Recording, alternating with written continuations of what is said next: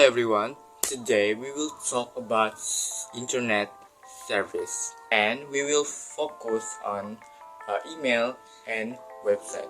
So we will start about email. Okay, email is the oldest and most popular form of communication between computers. People send messages to each other using an email address.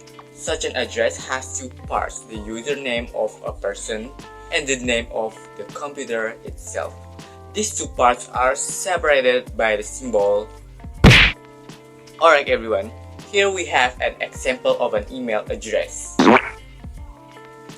Okay, an email address is made of three main parts. Okay guys, look at the first part. John.Mayer. This part is called the username. Usually, the user can choose this themselves. It acts as your personal identity in the email system. In the second, OWL after the @ symbol. This is the host name. It shows the name of the computer or server on the internet that handles the email. You can think of it like the home where the email account is stored. Okay guys, for example, .com is for commercial, edu is for education, and .org for organization, and so on. So, in short, an email address has a username, a hostname, and a top-level domain, and all of these parts work together so emails can be sent correctly. Structure of an email address: news group are discussion boards that let many people all over the world post messages on a certain topic. These messages are saved and people can read them over and over again.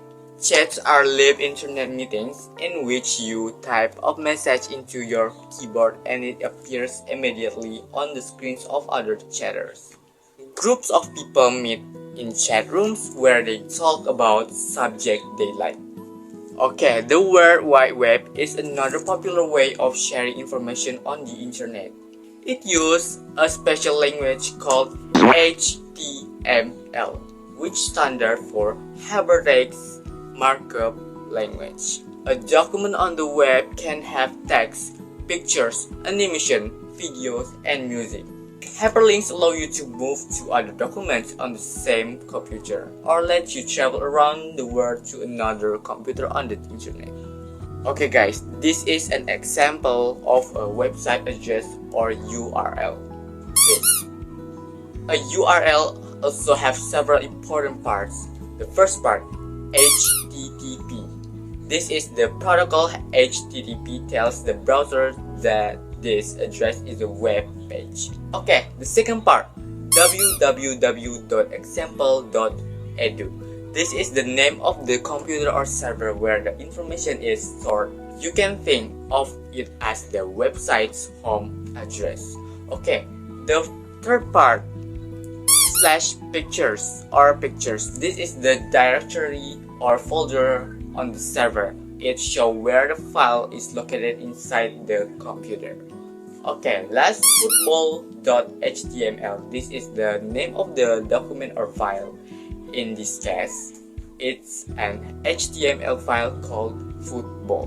So guys, overall, the URL tells the browser which protocol to use, which server to visit, which folder to open, and which file to display. Okay, next we will find information. The internet and the World Wide Web have put a world of information at our doorstep. But how can we find that we're looking for? Search engines help us find the information we need. Most of them use programs called spiders that visit as many websites as they can and put them into a catalog or index. However, internet users must be careful. Just about anyone can put information on the web. Some of the information may be very accurate, but other information may be completely wrong. So, it's up to us to find out what's right and what's wrong. How many use the internet? The internet and the World Wide Web play important roles in many areas of life. More and more products are sold over the net. Companies advertise their products on websites and customers can buy them online without going to a shop. Software can be downloaded from servers. News agency, newspaper, and TV station bring breaking news stories to a worldwide audience. You can watch videos, listen to the interview, and look at the photo of major event whenever you want to. People buy fewer CDs in music stores. More and more songs downloaded from the internet and copied to a Discman or an MP3 player. School and university use the internet to find information. Pupils often get their homework over the internet or send teacher essays and other homework. Pupils and teachers communicate with each other by email and chat session. Scientists all over the world share information on different kinds of projects and experiments. It is even possible to make instruments like telescopes or microscopes work by remote control. The internet has made traveling easier. You can book holiday and buy flight tickets on the net.